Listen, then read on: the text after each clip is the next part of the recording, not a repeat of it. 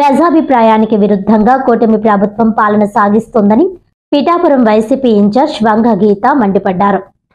ఈ సందర్భంగా పిఠాపురంలో జరిగిన మీడియా సమావేశంలో వైసీపీ ఇన్ఛార్జ్ వంగ గీత కూటమి ప్రభుత్వంపై హాట్ కామెంట్స్ చేశారు. ప్రజాభిప్రాయానికి విరుద్ధంగా ప్రభుత్వం పాలన సాగిస్తోందని ఆమె ఆరోపించారు. మాజీ సీఎం వైఎస్ జగన్మోహన్ రెడ్డి హయాంలో ప్రతి జిల్లాకు ఒక ప్రభుత్వ మెడికల్ కాలేజీ, ఆసుపత్రి ఏర్పాటు చేయడమే లక్ష్యంగా పనులు వేగంగా జరిగాయని గుర్తు చేశారు. అయితే నిర్మాణం పూర్తి కాని మెడికల్ కాలేజీలను ప్రస్తుత ప్రభుత్వం 66 ఏళ్ల పాటు ప్రైవేట్ వారికి అప్పగించడం ప్రజలకు తీవ్ర ఆగ్రహం తెప్పిస్తోందని అన్నారు. ఈ నిర్ణయానికి వ్యతిరేకంగా వైఎస్ జగన్ పిలుపు మేరకు రాష్ట్ర వ్యాప్తంగా 1 కోటి సంతకాల సేకరణ జరుగుతుండగా ప్రజలు స్వచ్ఛందంగా ముందుకు వచ్చి ప్రభుత్వానికి వ్యతిరేకంగా సంతకాలు చేస్తున్నారని తెలిపారు. సేకరించిన సంతకాలను పార్టీ కార్యాలయానికి పంపిస్తున్నామని వంగ గీత వెల్లడించారు. ఈ కార్యక్రమంలో వైసీపీ నాయకులు, కార్యకర్తలు పెద్ద సంఖ్యలో పాల్గొన్నారు.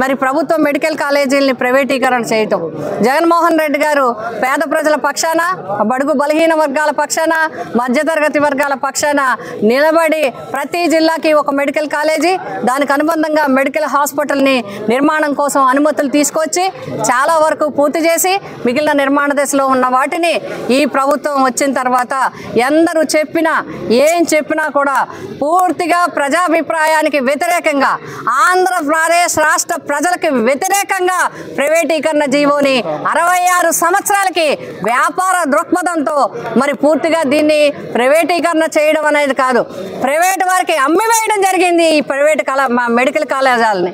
అందుకోసమే దాన్ని నిరసిస్తూ వైఎస్ జగన్మోహన్ రెడ్డి గారు ఇచ్చిన పిలుపు మేరకు 1 కోటి సంతకాల సేకరణ చేసి మరి ఇవన్నీ కూడా ఆ గవర్నర్ గారికి అందజేసి ఈ జీవోని రద్దు చేయడానికి పోరాటం చేయడం జరిగింది.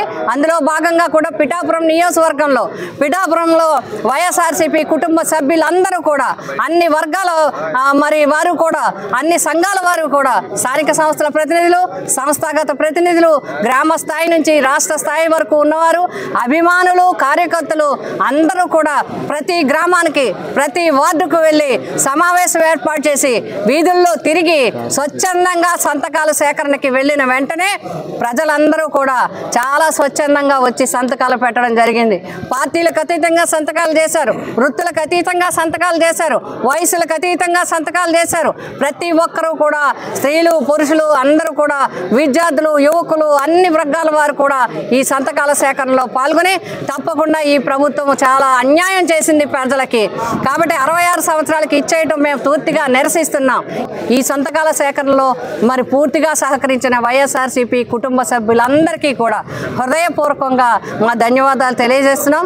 అదేవిధంగా మీడియా వారికి, మరి జర్నలిస్టులకి, సోషల్ మీడియా వారికి, ముఖ్యంగా మేము వెళ్ళిన వెంటనే ఆదరించి సంతకాల సేకరణలో పాల్గొన్న, సంతకాలు స్వచ్ఛందంగా చేసిన ప్రజలందరికీ, ప్రతి ఒక్కరికి కూడా ఈ ఆడబడుచు హృదయపూర్వకంగా ధన్యవాదాలు, నమస్కారాలు తెలియజేస్తున్నాం.